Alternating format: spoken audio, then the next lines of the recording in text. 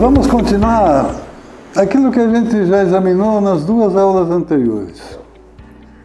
A gente já referiu a diferença e a luta entre Protágoras, que dizia que cada pessoa digamos assim, tem a medida do mundo dentro dela. E nós tivemos, então, a ideia posta pelos pré-socráticos, dizendo que a realidade é composta por um sistema, e que Platão dizia que esse sistema era íncito era composto internamente desse sistema, e é ele que articulava a composição da realidade. Vamos ouvir aqui o que nos diz Cirne Lima. Ele é um filósofo, professor das universidades aqui do Rio Grande do Sul. Ele nos afirma o seguinte: mais ainda, como previmos, o conhecimento, no estado atual de organização dos conhecimentos, não pode refletir sobre si mesmo, pois o cérebro de onde provém o cérebro que provém é estudado nos departamentos de neurociência. O espírito que a constitui é estudado nos departamentos de psicologia. A cultura da qual deriva é estudada nos departamentos de sociologia. A lógica que controla é estudada em um departamento de filosofia. Esses departamentos institucionalmente não têm comunicação. Cada um tem seu objeto de estudo. Por isso, o conhecimento científico não conhece a si próprio. Não conhece o seu papel na sociedade.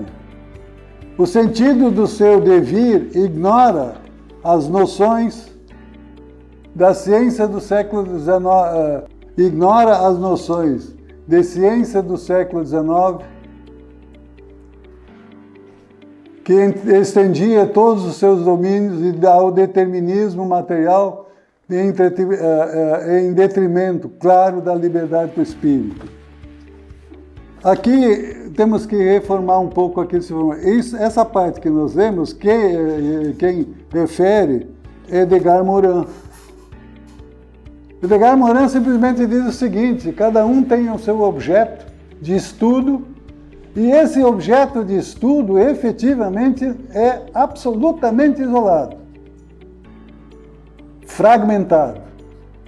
Esta é a metodologia cartesiana. Fragmente a realidade e estude as suas partes. E cada um estuda um pedacinho. Mas onde é a rede de relações que se estabelece entre essas partes? Bom, isso não interessa. Isso aqui é um estudo que nós vamos ter objeto, e aí são micro-organismos, são situações mínimas e que não são integradas naquele momento em que se busca ter o do macro. Nós entendemos muito de consciência, mas como essa consciência atua dentro da cabeça das pessoas? Isso nós vamos ver a partir da neurociência, que estabelece isso. Então, essa é uma parte importante que nós constatamos, que cada um tem seu objeto de estudo. Ah, não, eu vou estudar a incidência tributária. Tudo bem, mas como se formam aquelas realidades que são pressupostos da incidência?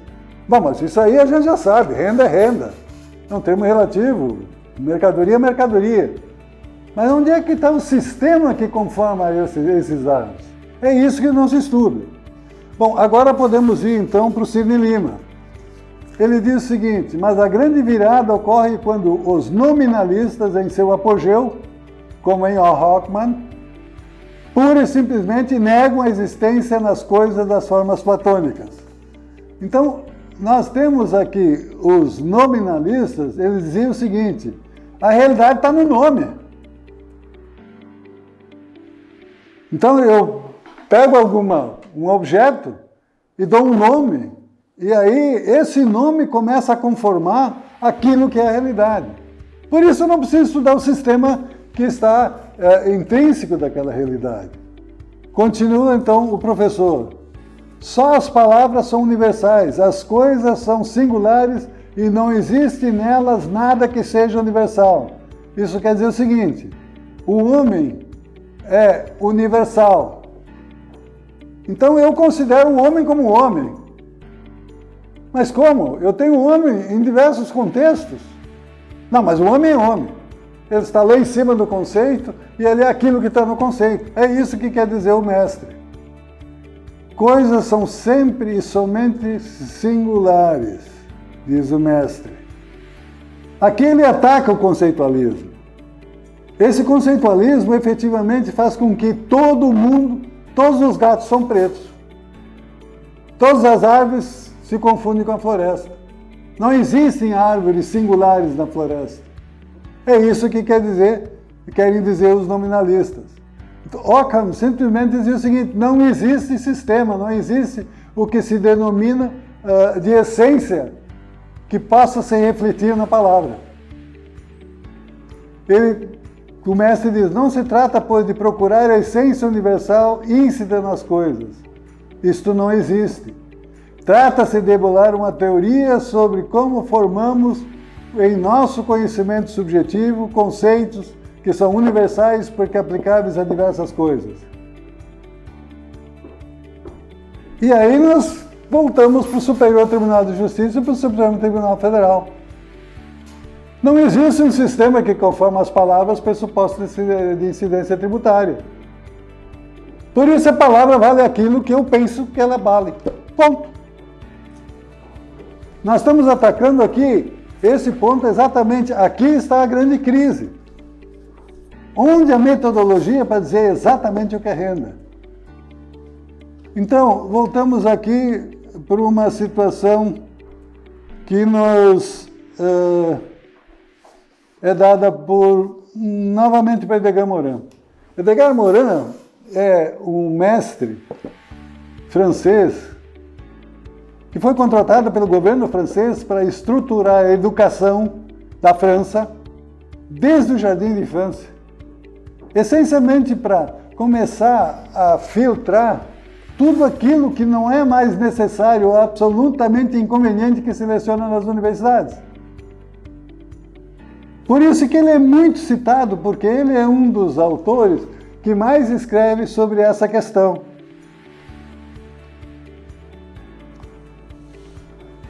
Ao longo do mesmo século, antagonismo, fé e razão oscila entre o compromisso apaziguador e a tragédia interior. Em Pascal, é a oposição complementar entre a ordem absurda da fé e a ordem empírico-racional da ciência. Em Descartes, ciência e filosofia colocam-se sob a proteção do Deus dos filósofos e dos cientistas, que faz recorrer docemente Deus de Abraão e de Jacó. O que ele quer dizer? Nós vamos examinar isso um pouco mais adiante, mas nós já referimos. Santo Agostinho, quando ele examinou o verbo divino, dizendo que o verbo divino brota da realidade e é captada por aqueles que têm um nível de consciência que permite captá-lo, essa mesma situação, essa mesma justificação foi adotada por Descartes, depois por Kant, depois por Kelsen, depois por Círculo de Viena, transformando aquilo que Ockman queria impor para melhorar o discurso da igreja cristã no momento da pregação divina. Vamos tirar a essência das palavras porque elas incomodam. Quando eu tiver que respeitar a essência do que está contido no significado de uma palavra, eu perco grande parte da minha forma de argumentar ideologicamente. O púlpito não se impõe como fé. E do púlpito só se busca fé. Essa mesma metodologia nós estamos aplicando nas nossas decisões judiciais, rogando ou impondo que se acredite sem que seja demonstrado a fundamentação das decisões. Eu estou falando de direito tributário. Eu não estou entrando nos outros sistemas. Porque no direito tributário se submete àquela situação dos pressupostos de incidência tributária. E que são realidades que todo mundo conhece.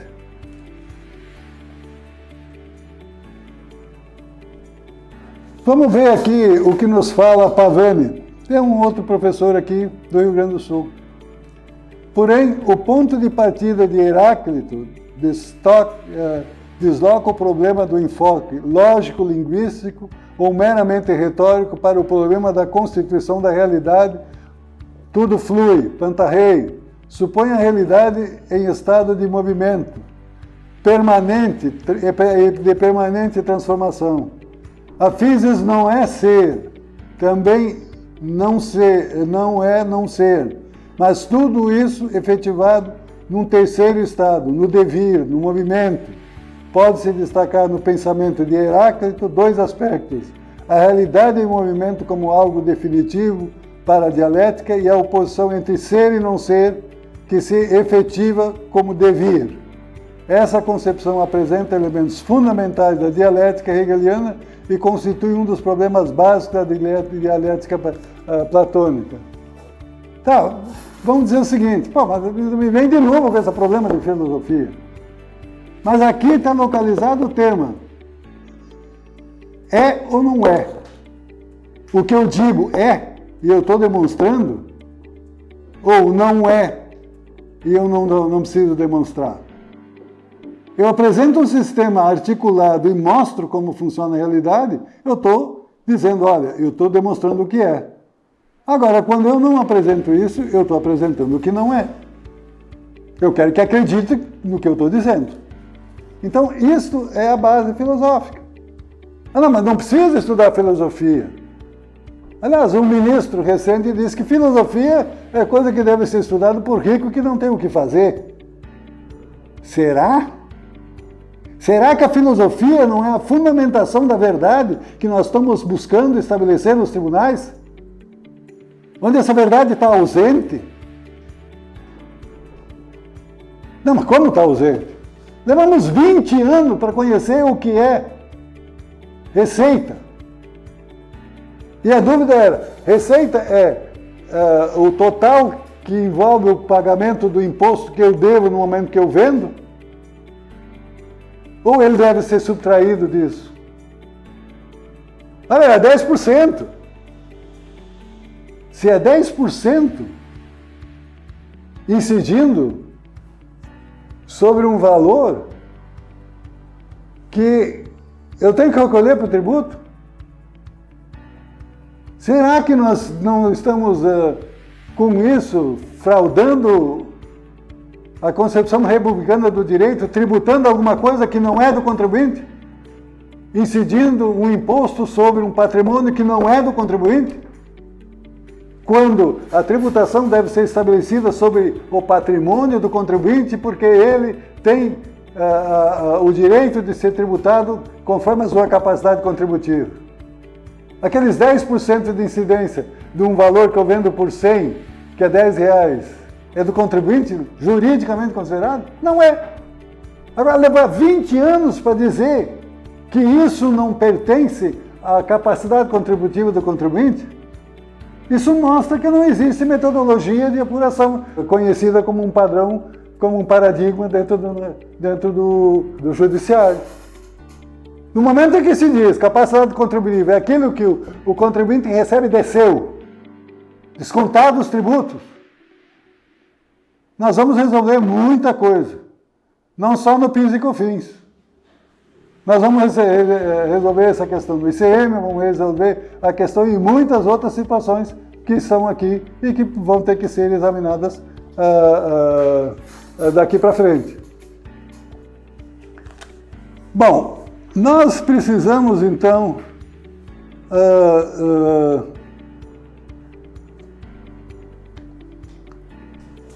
ler mais um tema. E ele nos é trazido por Giovanni Reale, aquele professor que a gente já mencionou. Ele diz o seguinte: o sentido do ser, quer dizer, daquilo que é assim plenamente determinado. O ser em seu significado mais forte é a substância, é o que existe. No caso da incidência tributária, é a substância patrimonial.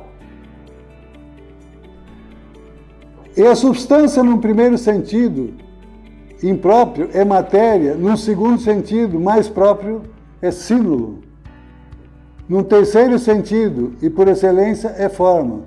Símbolo é uma composição da realidade. E na terceira situação, ela é a composição metodológica do sistema que compõe essa realidade. Desse modo, compreende-se por que Aristóteles chamou a forma de causa primeira do ser, pois ela informa a matéria e funda o símbolo. Isso aqui foi escrito há menos de 20 anos. Como ciência moderna. Aquilo que é aceito nas universidades. E isso destoa absolutamente daquilo que é lecionado nas nossas universidades como ciência jurídica. A mim me pergunto, será que nós não temos que repensar essa forma de pensar na nossa universidade? Eu me propus aqui a fazer uma crítica da interpretação constitucional tributária. Por isso que esse tema está sendo pesado. Muito pesado. Mas eu acho que está na hora de todos os professores que estão ensinando como Kelsen pensava, como os pensadores fundamentais Kant e o Círculo de Viena pensado, verificar se o que eles dizem não é simplesmente uma composição dos quadrados lógicos postos na linguagem. E se a linguagem se articula de uma forma perfeita, aquilo é realidade. Essa é a base que a gente tem que começar a pensar. Se a gente achar que aquilo está certo, e que aquilo encontra fundamentação nos mestres que estão avançando, tudo bem. Mas vamos voltar naquela situação que se dizia e que se forma aqui dentro do tudo que flui. Se dizia, já pelos pré-socráticos, e nós vamos voltar ao tema, que ninguém consegue entrar num rio e logo depois sair desse mesmo rio. Porque alguém entrando e no momento de sair, aquele rio já não era igual. Agora, nós vamos pegar o rio num determinado ponto onde é que a pessoa mergulha. Não, esse é o rio. Não é o rio. O rio é composto por suas fontes, por suas vertentes originárias, por seus fluxos de água, por todos aqueles componentes que fazem que aquele momento a água está fluindo num determinado ponto. Você fala, mas agora tu vai querer me trazer um problema de estudo dos rios? Não. Todas as situações que se enfrenta hoje em termos de ciência, eles estão sendo submetidos a uma situação em que há um fluxo corrente e esse fluxo não para. E aí o estudo de um objeto separado daquela realidade não vai representar a realidade. E aí nós entramos numa metodologia do estudo transdisciplinar, que nós já referimos lá atrás, e de um estudo de um todo, que é composto por muitas situações específicas que devem ser integradas como uma rede. Vamos manter na consciência o que é o rio e suas vertentes. E aí nós não podemos estudar o rio e suas vertentes dentro de uma forma de dizer, aqui nós temos a realidade completa. Nós temos que adotar uma lógica diferente da que nós temos hoje e nós temos que examinar essa questão que é por si só complexa e ela não pode ser submetida a uma linguagem que simplesmente passa a ser, a transitar de uma forma linear. A linguagem, ela é um todo que se busca subir para uma realidade e descer aliás, sair da realidade, subir para o conceito desce para a realidade, e aí nós concluímos com um pouquinho de exceção do tempo, meio minuto, no sentido de dizer, nós temos que adotar o círculo do pensamento, o pensamento circular, que já está sendo posto desde 1920, essencialmente por Heidegger e todos os seus parceiros que o acompanharam nas universidades europeias.